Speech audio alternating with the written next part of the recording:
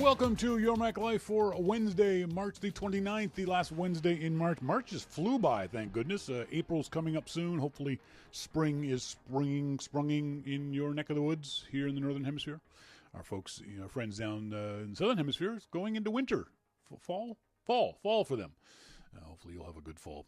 My name is Shawn King. Thank you guys very much for joining me here this Wednesday evening, whether you're listening in live or via the archive. If you're live, hopefully you're in the IRC chat room.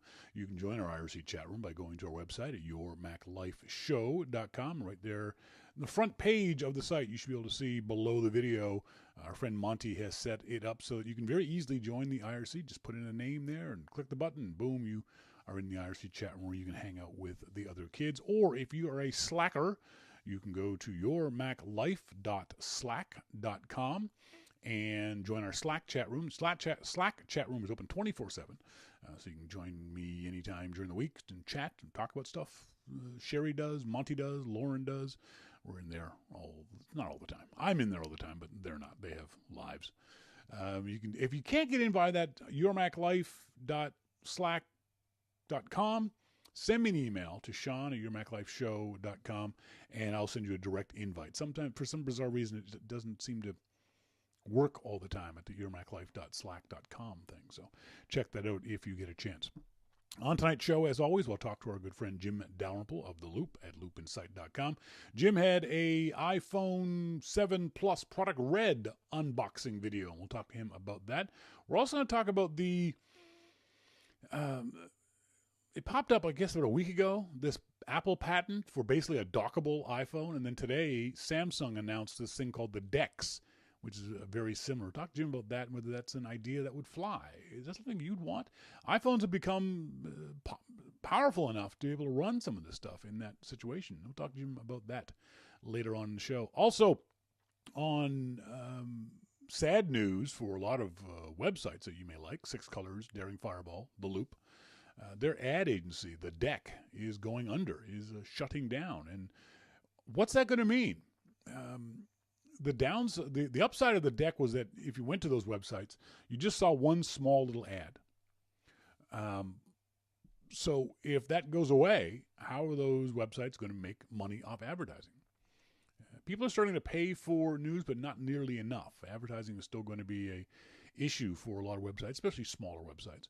And especially those websites who don't want to, for lack of a better description, become iMore. You go to imore.com and it's freaking awful.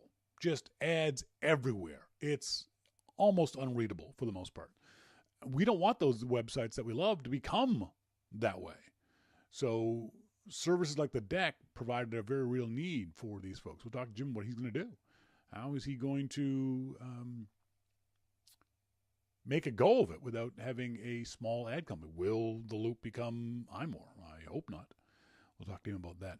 And then later on in our starting point photography segment, we're going to talk about, does gear matter? Yes, it does. No, it doesn't. Yes, it does. No, it doesn't. We'll talk about that. We'll talk about in what situation does your photography gear matter, and what situation does your photography gear not matter. There are certain situations that it's not a cut and dried answer either way. So we'll talk about that in the starting point photography segment. As always, if you have any questions about photography in general or the show in general, send me an email to Shawn at yourmaclifeshow.com. Love getting emails from you guys anytime about any subject. Happy to help out whenever I can, in any way I can. What was I going to say? I had something there. I've completely lost. Oh, that's right. Thanks very much to our Secret Santa. We are giving away a set of Apple AirPods. Actually, we're giving away the money where you can go buy AirPods if you want, or you can use the money for something else. Thanks to Secret Santa, we're going to be doing this in the first show. The last show in April. So we're going to run this for the month of April. And it's a free entry form. All you do is go to the website at yourmaclifeshow.com. Right there at the top, you can click on the contest entry form, fill that little form out. Make sure there's a valid email address, because that's how I'm going to get in touch with you. If you win, is via email. And it sends me an email. Just do it once. It's one entry per contest entry form. Send me an email, and I'll drop your name into our virtual hat to possibly win a set of Apple AirPods at the last show in April. If you are a subscriber to Your Mac Life, and obviously I encourage you to subscribe, it's a free show, but you can still subscribe and show your support for Your Mac Life by going to the same page, yourmaclifeshow.com, right there on the left-hand side. On the top, you can click on the button. You've got, I think, 4 options. You can subscribe for $2 a month, $5, $10, $15, whatever amount you so choose. You can use PayPal or you can use your credit card, and it sends me that amount of money per month. And you get additional entry forms for every $2 of subscription. So if you subscribe for $2, you get 2 entry forms. If you subscribe for $5, you get 3 entry forms, and so on and so on and so forth. So if you subscribe, you get more chances to win. So please do that if you so choose. It supports Your Mac Life and helps pay for the stuff. The rental car I've had to rent for the last week because it's been raining so freaking much here in Vancouver. I can't ride my motorcycle. I got to leave the house. So I've had to rent a car. That ain't cheap. The days of $10 rental down in the States, we don't have those up here. You're looking at least $25 a month, even for a little Yaris, just a little teeny tiny car. So your PayPal money goes to pay for expenses like that. So please, if you so choose, do that. Sign up as a subscriber to Your Mac Life, because we all know I like subscribers more than other people. It just makes perfect sense. Did you see this story? I thought it was kind of funny.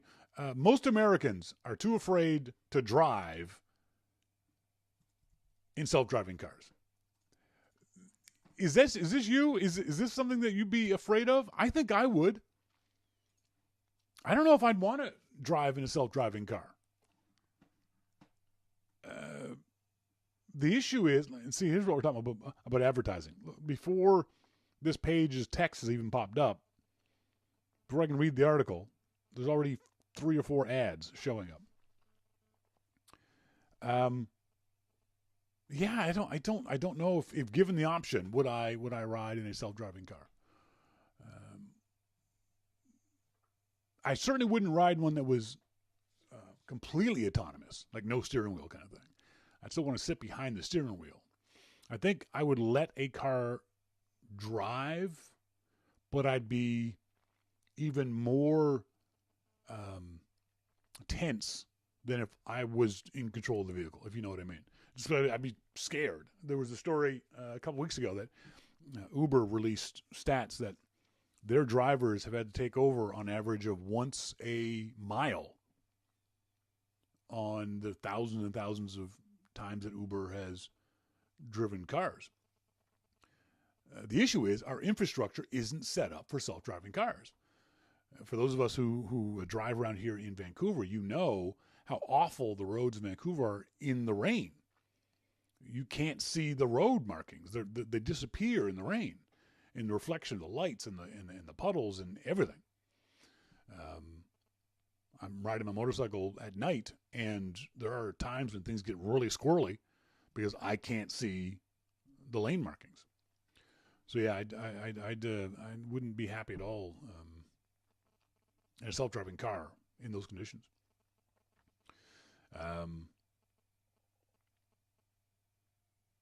Macman says, so I take it you can raise your arms above your head again. I'm not sure what he's talking. Is he talking to me?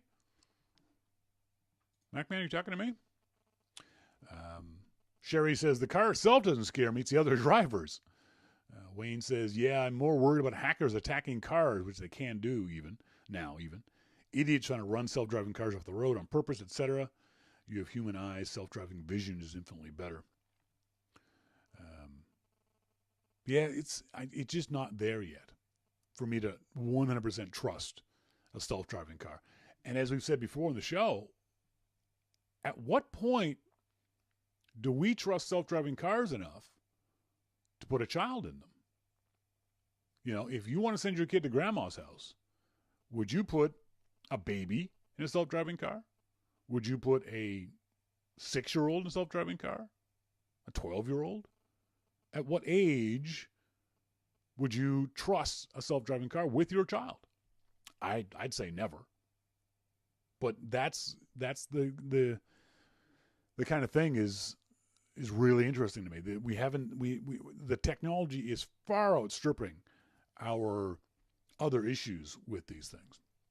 Irc in the Irc Chat room says, Shawn, the question is just riding a self-driving car? That isn't a generic thing, not by a long chalk. Who made it? What safety test did it pass? Another great question. Are there other companies out there you would trust more or less? I don't think so. Because I think all companies are going to have the same challenges, and I don't trust any of them right now. And it's not that they're not good engineers or good programmers. It's our roads aren't designed for it. Our people aren't designed for it. Like Wayne said, there's going to be jerks who are going to mess with self-driving cars. Jim and I have joked about it. We've only joked. We're not serious about it. Wayne says, at what point do you accept the reality that they're safer than humans? How much data will it take? Exactly. A self-driving car by itself on a good road is probably safer than a car. But a self-driving car mixed in with other cars, mixed in with not great roads, mixed in with bad weather conditions, mixed in with any number of other variables, don't trust it at all. Not at all. Not even a little bit. Like I said, I'd sit there with my hands hovering over the wheel. I wouldn't be reading a book or sitting in the back seat or anything.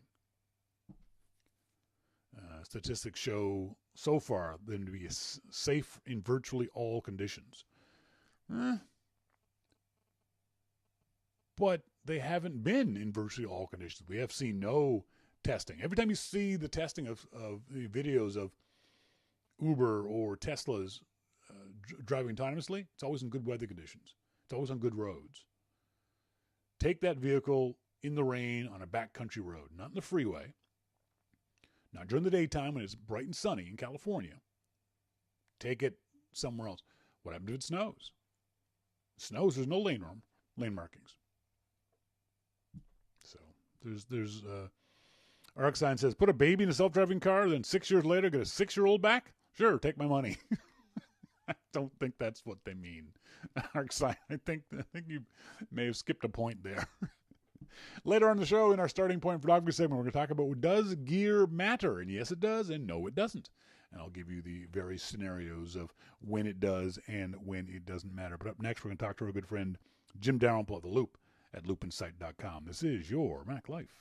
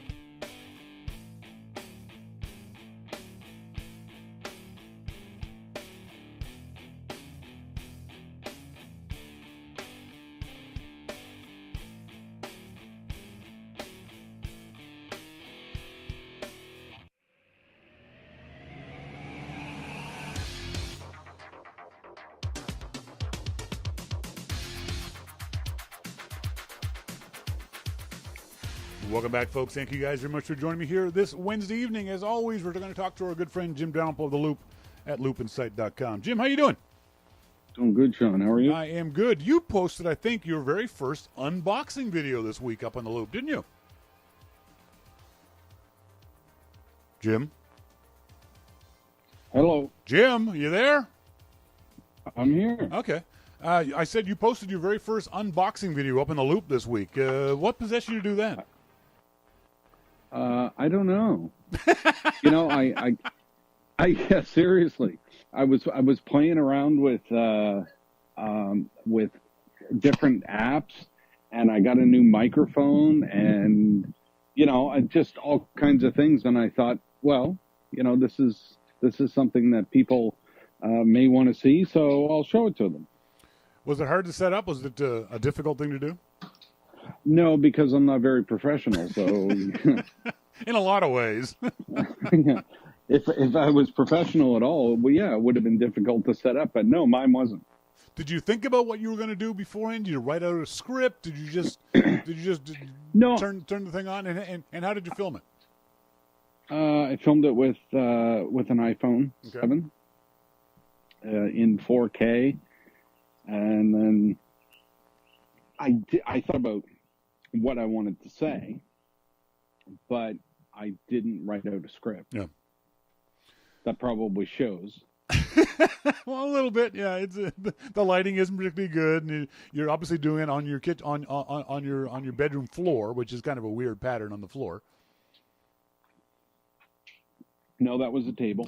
But, So, tell us about the iPhone Red. It's the exact same as every other iPhone, isn't it? There's no difference. It's just a different color, right?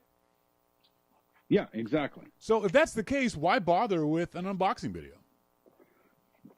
Because I had it a couple of days before it went on sale. So, which, by the way, I want to point out to the audience, you lied to me about on last week's show.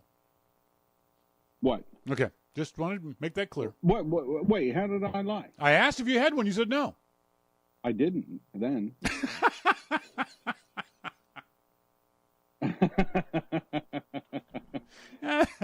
Oh, wait a minute. Actually, I did lie to you. Yes, you did. Yes, I did. I'm used to it after all these years, though. It's okay. I did. How about that? Now I feel kind of bad. No, you don't. Don't lie. No, I don't. Holy crap! We've gotten to that point. I'm showing your video while we're talking, and that red looks just stunningly deep. It is. It's like Ferrari cherry, bright deep red. Wow. It really is. I'll be honest. When I saw it, I was a little bit surprised. Yeah. About just how red, how bright it was. I didn't really expect that. I expected it to obviously be red. I mean, I've seen product red things before, but maybe it's just because my phone, being a 6 Plus, is a bit bigger. I'm not sure. I'm not sure what the deal was, but it was very, very vibrant. And what's interesting is that video, if anything, doesn't show how vibrant it is. Wow. It's just the video does a pretty good job, I thought, but it's even more beautiful than that in person. Now, one thing we talked about on last week's show was the fact that me personally, I wasn't crazy about the white front of it. I would like to see it in red, but I've seen other folks comment online. And again, I haven't seen one personally. Does the white bother you now that you've seen it in person? No, yeah, no, it doesn't. It really doesn't. I thought, why not black? Why not red? Yeah. But actually, the white is pretty nice. Yeah, that's what I've heard too. I don't mind it at all. So, I'm pretty happy with it. The everything else inside is the same, except I did notice there was a product red brochure. Was that basically describing what the product red campaign is? Yeah, there wasn't a whole lot to everything else that was going on in there. But otherwise, you got the same headphones and power cables, and everything else about it is the exact same, right? Everything is the same. Now, sorry, go ahead. And it works perfectly well, as you would imagine. The next thing I would ask is, with that kind of, and this is always the problem when you have these gorgeous colors, whether it be the black of the other iPhones or the red of this one, you want to protect it, so you put a case on it. But putting a case on it kind of defeats the purpose of having a product red, doesn't it? Well, you know what's interesting is that just this afternoon, like half an hour ago, my mother is here for a visit, and she held up her.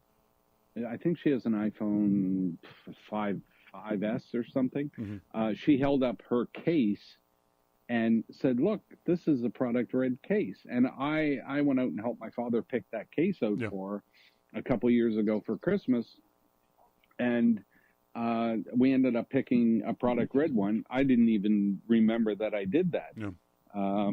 But you know, I personally, I don't like a case. Yeah, me neither.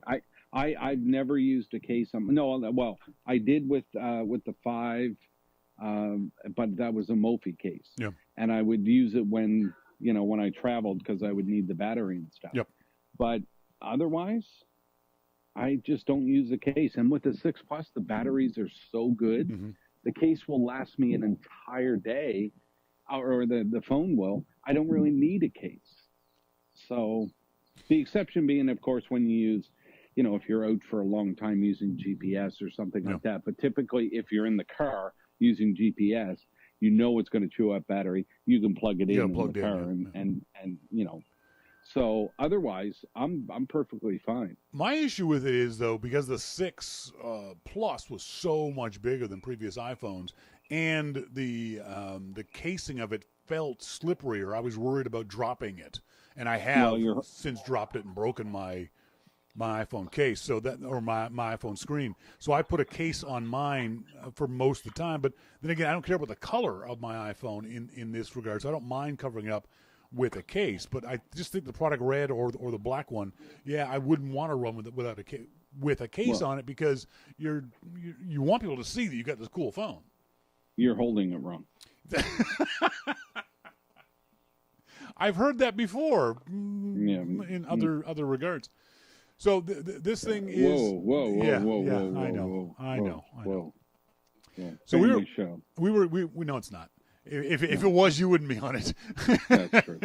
So we were talking about this last week too, and would you, if you were in the market for a new phone, would you get the product red? Is it that cool? It is. It is beautiful. Yeah, it is. It really is. I mean, obviously, it supports a great cause and all of that kind of stuff. But if you're just purely the aesthetics of this phone, yes, it's a beautiful phone. No doubt. It's not a thing I would swap if I already had a 7 Plus or a 7, I wouldn't swap it for the iPhone Red. But if you had a 5 or even a early 6, maybe you might think about the next version of your iPhone being a product red iPhone.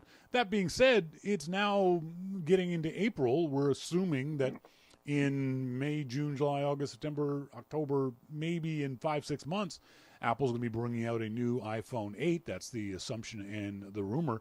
Would you buy an iPhone 7 now?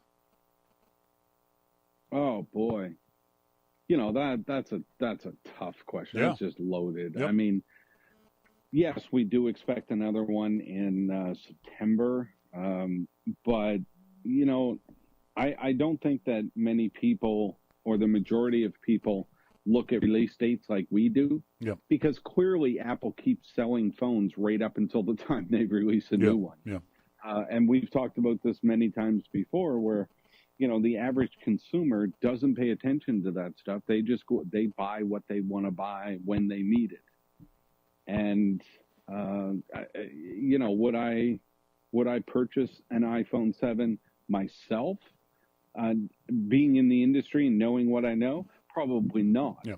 But would I go out and buy a new TV today? Sure, right? I don't care. Yeah. Would a guy that runs a TV website do it? Probably not, because he knows something that's coming. That's right. So if you're in the industry and if you care about this stuff like you and I and everybody listening to the show, then chances are you'd be shaking your head, no, don't buy it. But look at a different product category and say, would you buy that? You'd say sure, because you just don't care, or you don't know that the product cycle for the new TVs is coming out in 2 months. Yeah. I wouldn't know that. For me, I actually, the reason why I'm asking, because I've had someone ask me if they should get one. They're in the, and I asked them, are you in the market for a new iPhone? Do you need to buy a new iPhone right now? And they said, no, they don't need one, but they've heard a lot about the camera and they wanted to take pictures with that camera. And I said, if you want to support Product Red and take better pictures, then go ahead and buy one. But know that inside 6 months, Apple's going to release a new phone with some new features. So as long as you're okay with that, and like I said, you want to support Product Red, then go ahead and buy an iPhone now. But if you can wait 5-6 months, then I'd say wait. Yeah, absolutely. I mean, it all depends on the person. Yeah. It really does. And, you know, does the person want the camera that's available now, and do they care if a product is released in 6 months? They probably don't, a lot of people.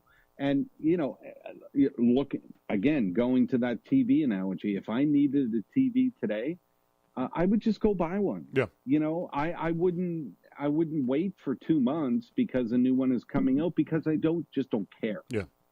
You know, does the TV I have a picture? Great. I'm good. I'll buy it. You know, and that's, I think that's the way a lot of people think about a phone too. You know, can I text and do pictures and I got a better camera? Yeah, that's good enough. That's great. I love it. Wayne in the Slack chat room says there's always something better coming along, and that's true. There is always something better coming along, but you want to get the best value for your money. You don't want to spend X numbers of $100 on a Product Red phone, and then in 2 weeks' time or 4 weeks' time have them come out with a brand new model with new features at the same price. Yes, I want a product purple. Yeah, you keep mentioning that. Arcsign asked in the IRC chat room, Shawn, I don't recall what devices Apple has made in Product Red. Asked him if he thinks we'd get a Product Red watch or an iPad. Well, there's already a Product Red watch. You think there's going to be a Product Red iPad someday? There is a Product Red iPad. I thought so, yeah. Or there used to be. There's Product Red cases, and there's Product Red iPod Nanos and iPod Shuffles, and Product Red all kinds of stuff. But basically, yes, there is an iPad. I didn't know there was a Product Red watch. Is there? Well, there's a product, as the folks in the IRC chat are pointing out, there's a Product Red watch band, not the watch itself. Yeah. Okay, that makes sense, because I didn't know there was a Product Red watch. I thought, wow, maybe I slept today. Yeah, exactly. It's a good cause. I bought Product Red iPhone cases in the past and used them for a short period of time, and then put it in a drawer. Didn't feel bad about putting it in the drawer because I know I donated money to a good cause, so I'm okay with that. Let's move on. Last week or the week before, there was a story that your future Apple laptop could be an iPhone, and then today Samsung announces this thing called the DeX Dock, basically a docking port for your Samsung device, or in Apple's case for your iPhone. It's an interesting idea where you would basically, there'd be a indentation in your device, in your keyboard, or in a hotel room where you would dock your phone, and then your phone becomes the CPU and the GPU for a big screen, for probably a 11-inch, 12-inch, 13-inch monitor, along with a keyboard. This has been tried many times in the past, but it seems so basically it's an iPad. Basically, it's an iPad. Okay, you want to look at it that way, it's an iPad, but it means you only have to buy one thing as opposed to buying several. Is this something that you think is going to come to fruition? We all know that Apple patents don't always come to fruition, but this seems like something that would make a little bit of sense, don't you think? Look, okay, so it can make sense in how we use the devices that we currently have, but what nobody takes into consideration is how this technology moves forward. Yeah. And, we've already established that right now, iOS is not the operating system that we're ready to move to full time as a platform to do work on. Yeah. Yes, a lot of people do it. Yes, it would be great to have this little dock. We can do whatever we need to do and then leave. But is it going to be something that we work on every single day? No, I think for now, we're going to continue to use a Mac.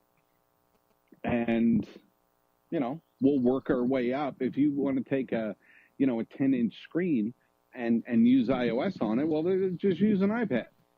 It's the same thing.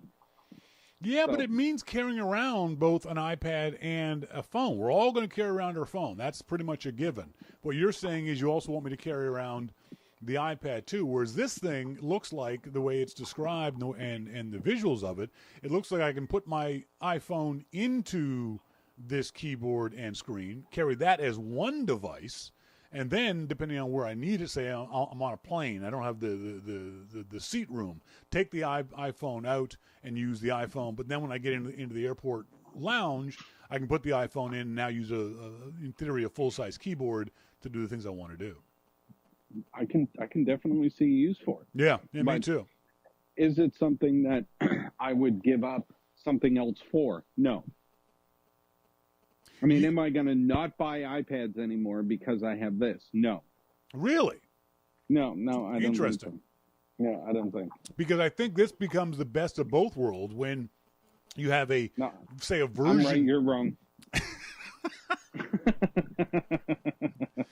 But it's only becoming possible now because the processors on these new both Android and iOS devices are so good that they now can drive a bigger screen like that. And you could do, now I'm not saying you're going to be doing audio recording and that kind of stuff on these things, but sometimes it's nice to have a full-size keyboard to type on that's not glass.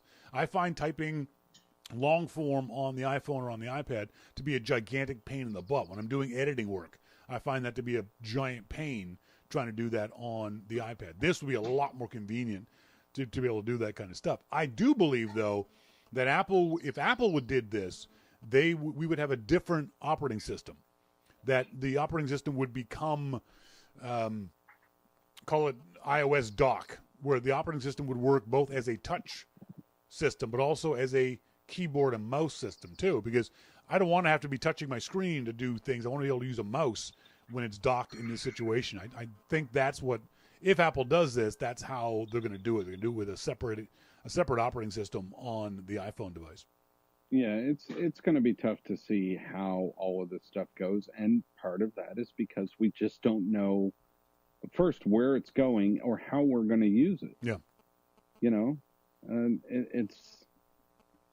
there's a lot of ideas out there. Whether they'll all pan out, we know from history that they don't. But it's still going to be interesting to see if Apple does it. I mean, they do.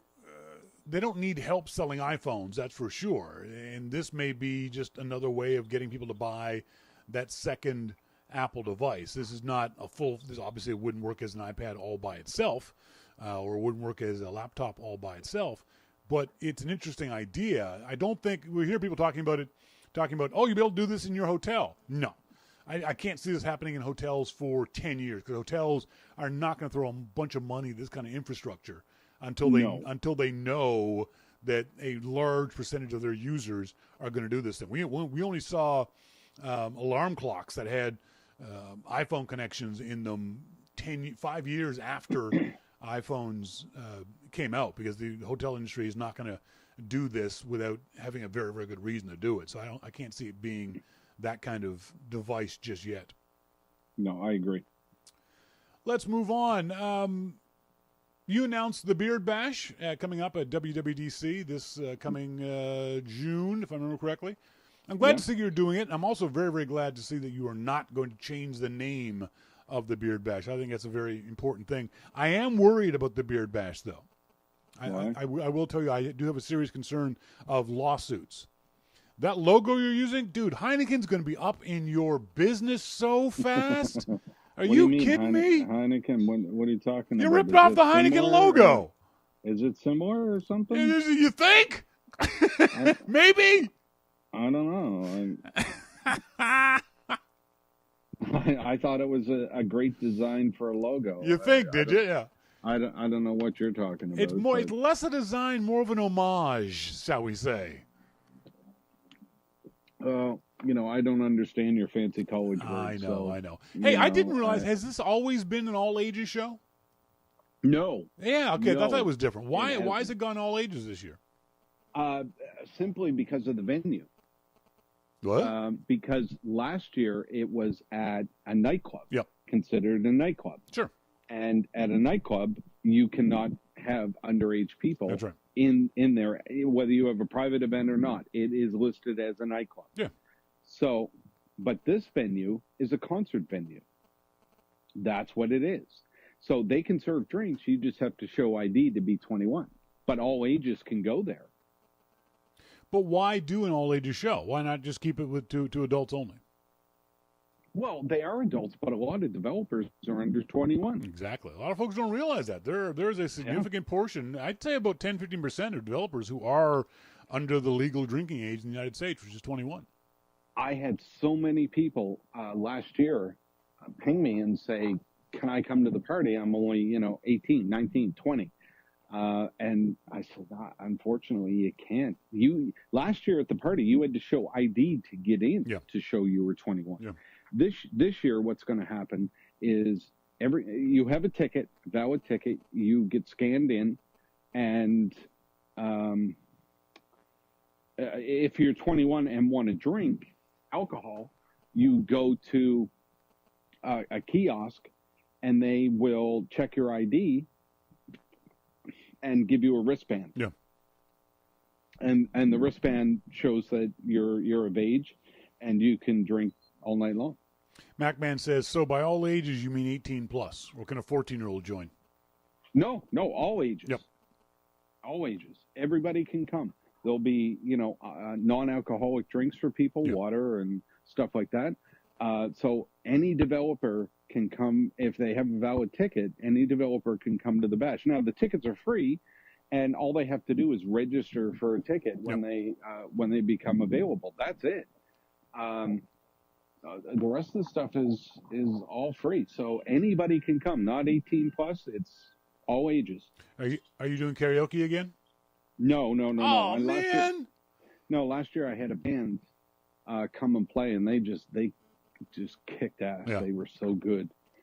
So I'm going to have them again, or another band. I'm looking at two different bands. Okay, cool. And it's going to be a live show. Now, in the venue that I have this in this year, the Rolling Stones played there. Nice. The Who played there. Wow. I mean, this is like a classic, like Warfield type of place in San Francisco. Yeah. I mean, but there's a big floor, so people will be able to come and walk around and do everything that they normally do at the party that I have, talk to people, and, it's just going to be a great time. Cool. Good. Sounds good. The Beer Bash has always gotten a great response from the developer community, and I'm glad you're able to put it on again this year. Right next to the graphic, folks, that you're looking at on the Loop, loopinsight.com for the Beard Bash, is a small little graphic that says full story. And below that it says, see your designs from the other side of the screen. Use it free forever. Ads via the deck.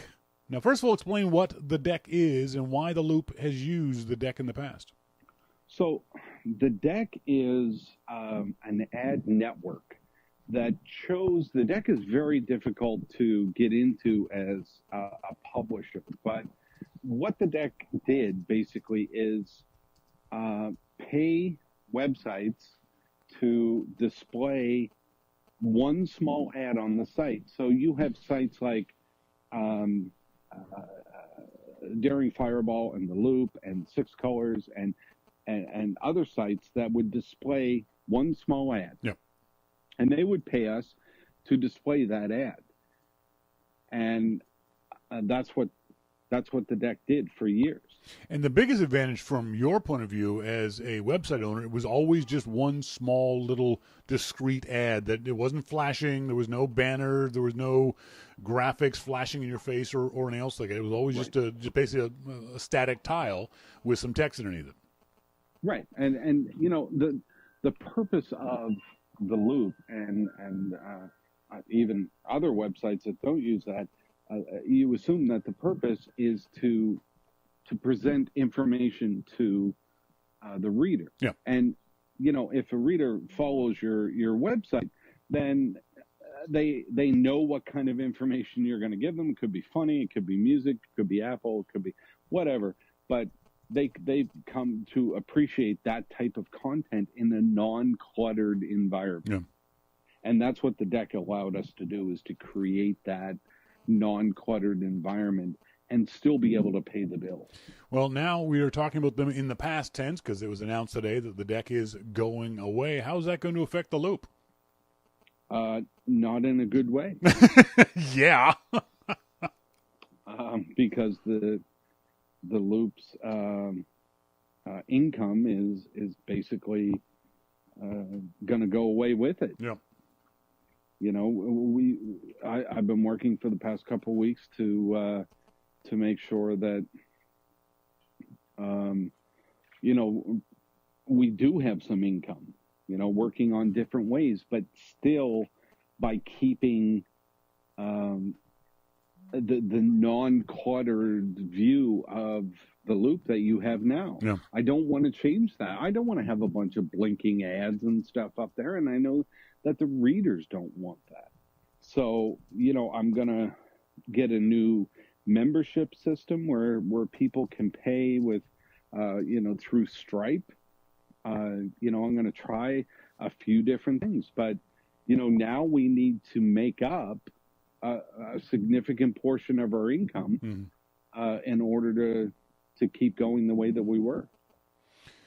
The downside of all this stuff is that it makes it really hard for small publishers like yourself. You have to work twice as much for half the money. And there's a danger that the easiest thing to do is just throw a shitload of ads on the loop on the sidebar and then just wash your hands of it and say, sorry, it's just the way it is. Why not go that route? Wouldn't it just be easier to hire some company to turn the loop into iMore? Oh, God, it would be so easy. Yeah, it would be, dude. It would be a hell and less work, and then you could focus on, you know, drinking. There's so much space on the loop that could be turned into ad space. Yep. I mean, it's incredible when you look at the page and think, yeah, you could stick ads here and There's there. There's a shitload of white in this page. Exactly. Yeah. Because that's not what I want to do. Yeah. You know, I don't want to turn the site into this page of blinking ads. Yep. I really don't, and I'm not going to do that. I can't do that. It's not. I don't think it's the right thing to do. Well, that begs the question: if you can't raise enough funds to, you know, continue the loop the way you want it to, would you consider shutting the loop down? I don't want to even consider that as a possibility. Yeah. I don't. You know, this is what I do. Yeah. So, trying to reconcile, you know, the monthly bills with the monthly income, yeah. I have to be able to make that work, and that's the bottom line. I have to make that work. Is there a possibility of there's all kinds of Macintosh-focused podcasts and websites. I've always been surprised, and I shouldn't be, that us, haven't banded together to create our own Macintosh network to sell to all these other people. Part of the problem, though, I think, is that the Mac community, tech community, media community is so provincial. Nobody wants to work with each other in order to do these kinds of things, to admit that we all have our strengths and weaknesses, and you do things differently than iMore does, and differently than the Mac Observer does, and differently than Six Colors does. And let's all just get together and sell ads across our networks. So what happens is people like you, who are not marketers, who are not ad salespeople, have to spend generally a good portion of your day doing stuff that's outside your wheelhouse. Instead of focusing on the Loop as a news site, you are focusing on the Loop as being a publisher and a business. It's got to be really hard and really frustrating for you after a very short period of time. Well, and especially the past few weeks, yeah. You know, I've been spending an inordinate amount of time meeting with people, you know, trying to figure out what the best way to go here is. Yep. You know, all of it. It's been extremely time consuming. Yeah. but it has to be done. I have to figure out the best way to go. Irc says, Shawn, I'll certainly pay for membership. I have before and will again. Tell Jim he has a subscriber right here. I think if that kind of stuff is pushed and pimped enough, and there's another concern of how much work are you going to have to do to promote these kinds of things, I think there's lots of other folks out there who will support the Loop in those kinds of ways. And you and I have talked about this before. I'd love to see Loop T-shirts and beard coffee mugs and all kinds of other things like that. And hopefully you're looking at those kinds of revenue streams too, as much of a pain in the butt they might be. Well, and first, Arcsign, thank you very much. I really appreciate it. I mean, you, Shawn, and Dave and I, we all work really hard, and I know that everybody else works hard for their dollars too. And we're just, I mean, honestly, we're not trying to get rich.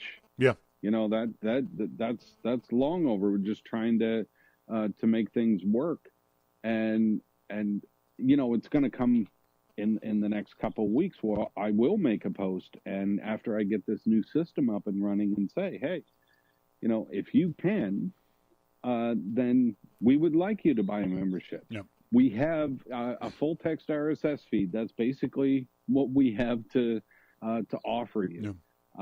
But this is the new reality of where we are.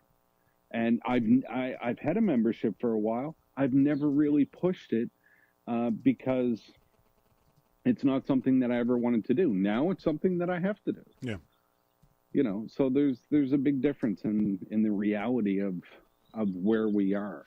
And it's either that or plaster the site with ads, and I can't do that. And the other reality is on the side of the readership, that if it's come to that point now where if you don't step up and support the things that you like with your dollars directly, stop relying on advertising and those kinds of things, whether it be Your Mac Life or The Loop or Six Colors or anyone else like that. If the readership doesn't step up with a couple of cents a day, a couple of bucks a month, these sites are going to go away. And you're going to be stuck with the CNETs and the iMores and the other websites that just splash ads, and you can't find the article for the ad, looking through all the autoplay videos and all the other kind of crap out there. So, well, I think, Macworld is the poster child for that. But, when you come to different sites, I understand, when I look at a site like iMore, I understand why they're doing what they're doing.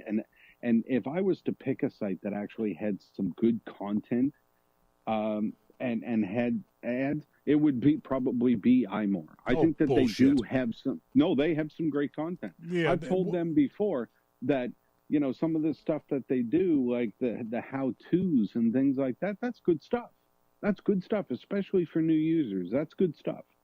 I like that. I think 85% of iMores is just fluff that is just awful, and then it's fluff, and then it's fluff covered in advertising. I don't necessarily agree with that. I know. You and Renee are kissing cousins. No, wow. I just had some static on my phone or something. Something was going on. Wow. You guys are so incestuous. You interviewing Renee interviewing you. Come on, Jesus Christ. Well, Speaking of which, there is a new version of the Jim Dalrymple podcast. You can go to the Jim Dalrymple Report with the aforementioned Renee Ritchie, a fellow Canadian. Renee lives in freezing cold Montreal. That's available up on The Loop. It's also available on the iTunes Store. I want to say thanks very much to Jim Dalrymple of The Loop for joining me here this evening. And Jim, I support you. We've known each other for 20 years. And if you ever need anything from me to keep The Loop going, you let me know, and I will do whatever I can to help you out, brother. I appreciate it, man. All right, thanks. Talk to you soon. See ya. Yeah, bye. Yeah, I rag on Jim and Renee. The issue I have is that I think the iMore could be much better than what it is. I think they take the easy route and go for fluff and 8,000 ads per page when they should do better, in my opinion. But that's just my opinion. But check it out. The Jim Dalrymple podcast, the Dalrymple Report, is up on The Loop at loopinsight.com.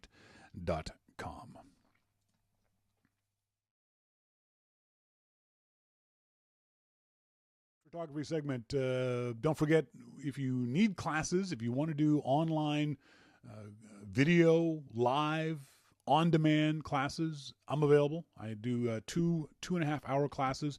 One class focused on taking better photos no matter what camera you have, whether it be an iPhone or a point and shoot or an Android phone, whatever it is.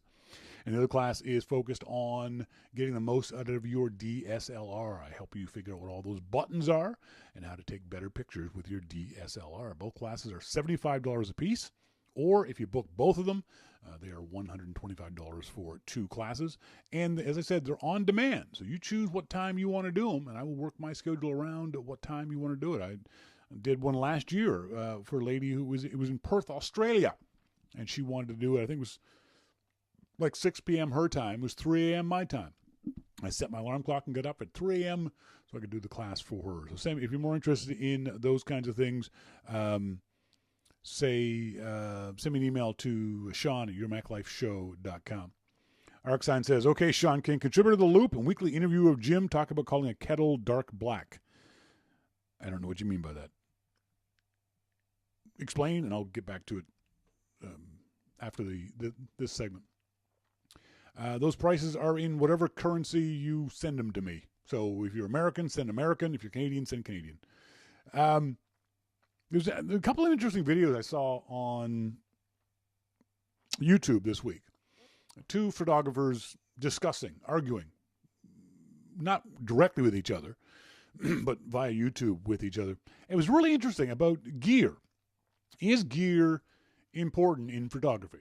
Does gear matter? Does what you shoot with make any difference to your images? And one photographer was saying, no, it doesn't. It's all about the photographer himself. And the other photographer was saying, yes, it does. And they're both right, which I find really, really interesting. It doesn't matter from the point of view of if you can create good images, if you already have a good eye, if you already know how to take good pictures, you can take good pictures regardless of the gear that's in your hand. I tell a story of a guy I met at a Photoshop World, and I asked what he did for a living, and he said he was a Sports Illustrated photographer. I thought, wow, that's really, really cool. And he told me that he was going off to the desert southwest of the United States. He was going to go to Utah and Arizona and New Mexico. And I said, wow, you're going to get some great images down there. He said, I don't know. I said, why not? And he told me that he was going to go on this vacation, 2-month-long vacation, with just a Polaroid camera. I said, a Polaroid? You mean the click, shaky thing? He said, yeah. I said, that's why? You've got thousands and thousands and thousands of dollars of the best camera gear on the planet. Why would you take a Polaroid? He said, because he wanted to get back to the basics of photography. Because those old Polaroids had no focus, have no aperture, have no ISO. All they have is composition. That's the only thing that you can change, you can affect, that you can create an image with is composition. There's no Lightroom, there's no Photoshop, there's nothing post-process. And so I sent him an email and asked him to keep in touch. And when he came back, he sent me some pictures, some of the pictures that he'd taken. They were, of course, spectacular. Because he was a good photographer. It didn't matter what gear he had in his hands. The reverse is true, too. If you're a bad photographer, I can give you a Nikon D5S, the best camera Nikon makes, $6,000. And you're not going to take better pictures just because of the camera, if you don't know how to already take good pictures. But you flip that around, gear does matter to a good photographer from the point of view of it expands your ability of what you can and can't shoot. I knew I needed a new camera when my Nikon D50, when I learned everything there was to learn about the Nikon D50. I knew where all the buttons were. I knew what all the buttons did. I knew all the shooting parameters of the Nikon D50. And then when I went to shoot images, this is after 5 years, shoot images that I knew I could see visualized in my head. I could see them in my mind's eye, But there was nothing I could do with that camera that was able to capture those images because the camera wasn't capable. It was either too high speed or too low light. I knew I could capture the images. I knew I could see the images, but the camera itself wasn't good enough. And that's the idea of you put a race car driver in a Volkswagen Beetle, he's not going to win the Indy 500. That's where gear matters. I was lucky enough a few years ago to go with the folks at Olympus to the U.S. Open tennis in Flushing, New York. Flushing Park? Or just Flushing? I think it was Flushing. At the Arthur Ashe Stadium in New York City. And the Flushing Meadows Park. Thank you very much, Mosquito. And so we go up on the top of the stadium, and they, it was Olympus. They loaned us these big, huge, beautiful cameras and these gigantic lenses. And I was able to take this great picture of the stadium. And so this is a shot you could have gotten with your iPhone. Maybe it wouldn't have the same dynamic range, but this is a shot. If you were standing there right next to me, you would have gotten the exact same picture that I did. Next picture is, I haven't moved yet. I'm still at the top of Arthur Ashe Stadium. I'm at the exact same spot I was in the previous shot. And you can see that. You can see here's the previous shot from the top of the stadium. Here's the next shot. This is me zoomed in using this $5,000 lens that Olympus lent me. You're not getting this shot with your iPhone. In this regard, gear matters. What you're using to shoot makes a difference. And then finally, again, I haven't moved. I'm still standing in the exact same spot on the roof of Arthur Ashe Stadium in New York City. And yet I'm able to get that shot with that camera. Gear matters. From the same spot, when I turned around 180 degrees, here was the view looking outside the stadium on the other side. And again, this is a shot you would have gotten with your iPhone. It's a landscape shot, it's a wide shot where you can see the whole of, I think it's Queens. I think Flushing Meadows is in Queens. But do you notice in the middle distance, just at the horizon, there's a round little dot thing? Zoomed in. Now, some of you recognize this, depending on how old you are, in different ways. This is the globe. I think it's called the Globe of Man, that was built for the 1964 New York's World's Fair. Some of us will recognize this as the final battle scene in Men in Black, the first version of it. But again, I haven't moved. I've just zoomed in. This is not a shot you're going to get with your iPhone. Gear matters. This is a picture I got from Wikipedia.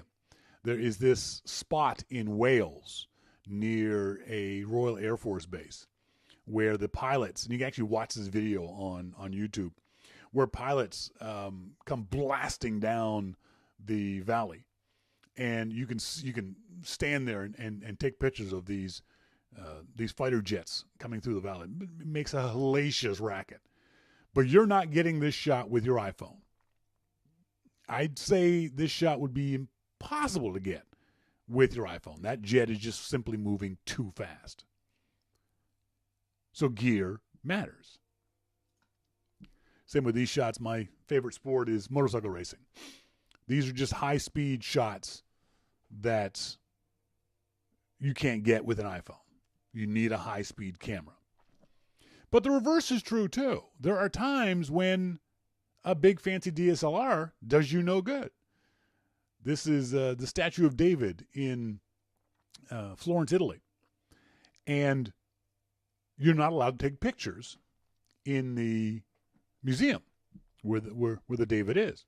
You can actually see on the center left, there's a person, and it's a security guard, who all day long in 10 different languages says no pictures in English and no pictures in French and Italian and in Czech and in German and in every language of Europe. So I couldn't pull out my big DSLR because she would have gotten mad at me. So instead, I just simply took my iPhone, put it into camera mode, and then pretended like I was on the phone. And as I'm talking, hey, yeah, I'm here. I'm moving my head around and taking pictures at the same time by pushing the shutter button. So that's a situation where gear matters in a different way. The fact that the gear I had was too big and obvious to be able to use, but my iPhone could capture that shot. And then continuing on, when we were in Rome, again, you weren't allowed to take, this is the Sistine Chapel, you weren't allowed to take pictures of the Sistine Chapel, of the ceiling and of the walls of the Sistine Chapel. But because I had the right gear, I simply put my camera into burst mode, and because it was very, very crowded, I just put the camera down at belt level and simply just held the shutter down and took a bunch of shots. As I'm walking around, I have the camera down by my belt and I'm clicking away madly. Now, I took 100 shots and most of them didn't come out, but I got 3 or 4 that were really good. That came out just the way I wanted them to come out. And one of these shots, I think it's hard to see here, is the famous picture of God and Adam touching fingers. So I actually got that shot. Macman says, how many of your chin? About 3/4 of them were up my nose. Yeah, I got a bunch of shots up my nose. But that's, again, where gear matters. The other aspect of it is gear matters from the point of view of it allows you to accomplish things that like I said before, my brain could see, but my camera wasn't capable of. So low light shots in bars or candlelit, that kind of stuff, the iPhone doesn't do a very good job of it. I can visualize the shot. I can think about the shot, but I can't capture the shot. That's why I need a better camera. So it's true and it's not true. Gear does matter and gear doesn't matter. What does matter, and it's the thing that I'm constantly harping on, is if you don't know how to shoot, it doesn't matter what gear you have. It doesn't matter whether you've got good gear or bad gear. If you can't create good images, it doesn't matter whether you have an iPhone or a point and shoot or a big fancy DSLR. It's not going to make any difference. What you have to do is learn how to become a better shooter, and then the gear you use won't make as much of a difference. Mosquito in the Slack chat room says, I believe the more important question is, what is the job to be done? What are you hiring a camera for? That's a good way of looking at it, Mosquito. Work backwards. What are you trying to accomplish? And therefore, what are the devices you're going to use to accomplish that? I've got a friend who is interested in portrait photography. And she asked me, does her Pentax work for this? Yeah, if you know how to shoot portraits. And depending on the kind of portraits you want to shoot. If you want to shoot low light, sort of moody things, well, your 10-year-old Pentax may not be able to accomplish that. If you want to shoot portraits of headshots, people well lit, in nice sunshine, yeah, your 10-year-old Pentax is probably going to be just fine for that kind of thing. So as Mo puts it, it's a good thing. What are you trying to accomplish? And then work backwards from that. So give that a try. As always, if you have any questions at all about photography, I'm always happy to try to help you guys out. Send me emails to Shawn at yourmaclifeshow.com, and I'll do my best to get you answers with regards to any photography questions you might have. Let's see, I got some questions. Speaking of questions, I've got some from you guys. Let me just dig those up. And where is that? That is there. That is Michael, or Mikhail, depending on the way you say it, says, should I buy a Nikon D5500 with the kit lens, or should I buy the body only and the kit lens separately? Mikhail, it doesn't really matter. Get your best deal. You're probably going to get your best deal buying the kit lens with the body. And remember, usually the kit lens is an 1855 kit lens. But check on Amazon.com and see, maybe you can get the body for a less price than a cheap kit lens from somewhere else. But yeah, just it doesn't make a lot of difference. Just buy the deal that's best for you.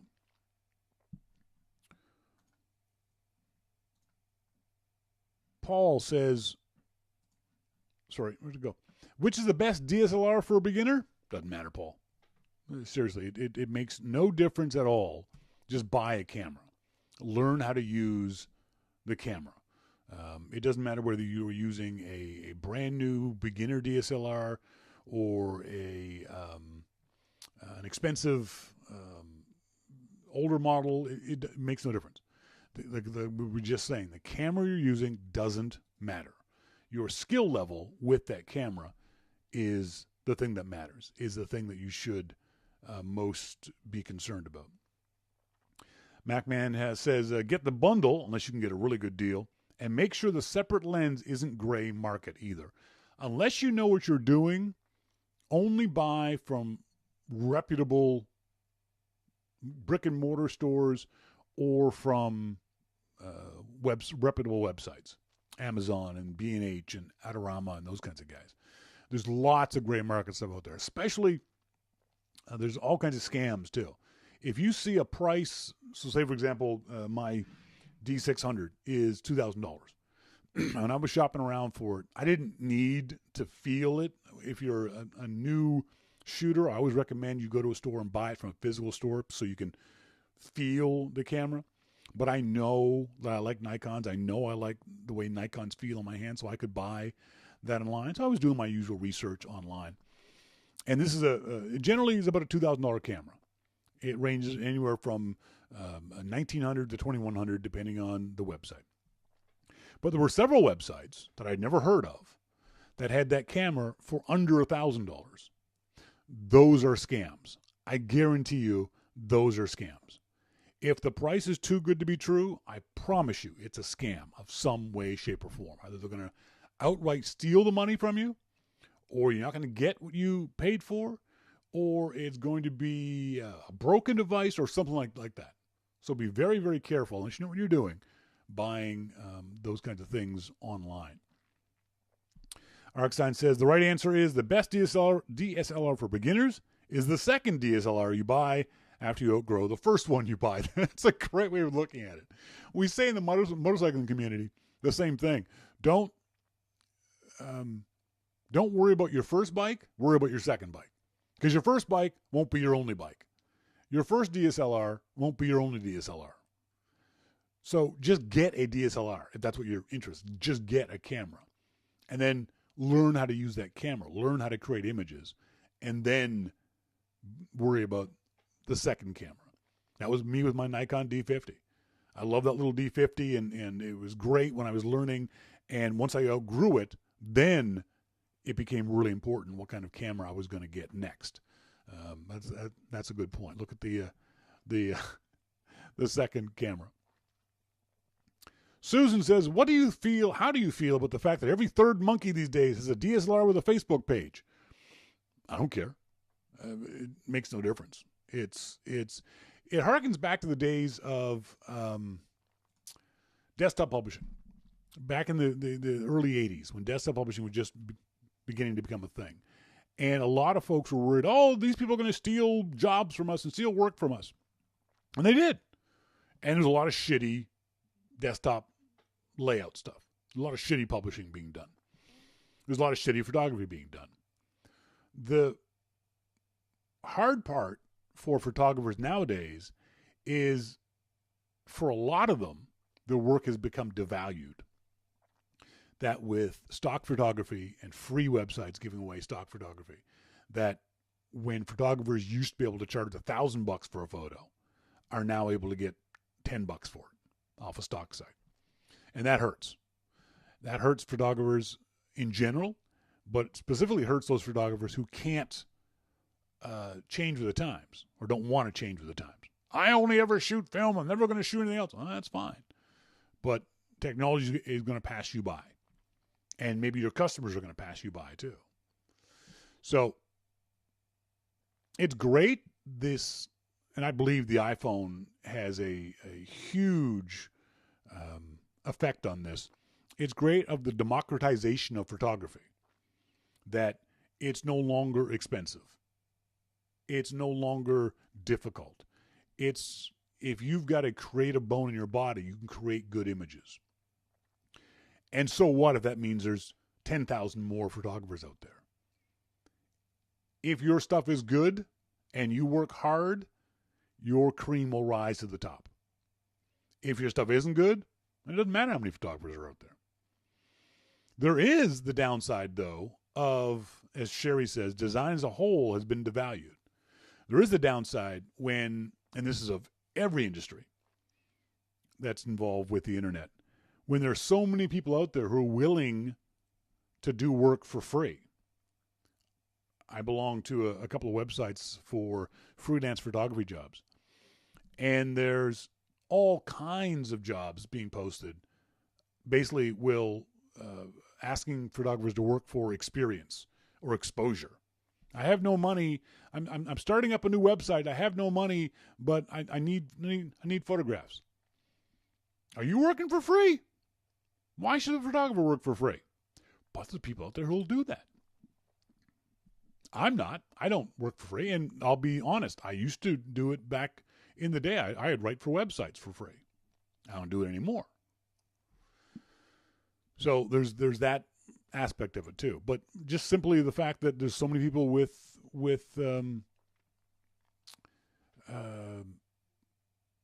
cameras who are shooting and have their own Facebook page, not a big concern for me. I don't think it's that big of an issue. And I say that as a person who isn't out there hustling for work. So maybe that's my bias there, is that I don't have to do that stuff, so it doesn't affect me nearly as much. Lucas writes, what is the use of ISO 25,600 in DSLR cameras? It depends on how good a quality those images are. The ISO number is a measure of the light sensitivity of your sensor. Back in the days of our parents, and even some of you folks who used to shoot film, you would buy film that was ISO 100 or ISO 400 or ISO maybe 800. And that was a description, a measurement of how sensitive to light that film was. We don't have film anymore, but we still have ISO. When you change the ISO on your camera, you're making your sensor more or less sensitive to light. The higher the number, the more sensitive it is. So the use of ISO 25,000 would be in a very low light situation, candlelight, moonlight. The problem is when your ISO gets that high, you end up with a lot of grain or noise in your shots. And as I always tell people, if you don't like it, it's noise. If you do like it, it's grain. So maybe you can get away with shots like that. And if the noise isn't too bad, you're getting a good shot.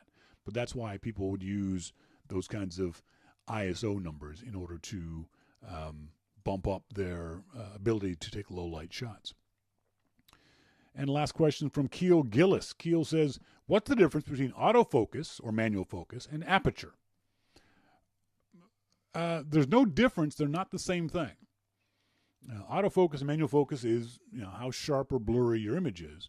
And aperture is that hole in your lens, and the f-stop is the measure of that hole. They don't have a lot to do with each other. You may be conflating two things that don't really have any kind of connection to them. Our friend Scott Thrift down there in Australia says, Shawn was listening to Jim and yourself discussing Apple in education. I remember when Apple ruled the education world here in Australia. However, as you rightly pointed out, the cost of Apple products often excludes them. Many high schools here require parents to pay for a device, and up until now, iPads and MacBooks have been simply too expensive.